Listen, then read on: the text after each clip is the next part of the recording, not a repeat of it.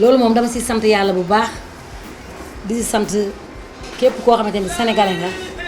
nga doon sénégalais nga koy añee toujours bëgg ko soxal chaque jour boo xëyee boo lekkul ceebu jën sax loo mënti lekk centre sa bopp kon nag tey jii bu ñu ko defee mondial tey jii ñu defee ko ci man dama am fierté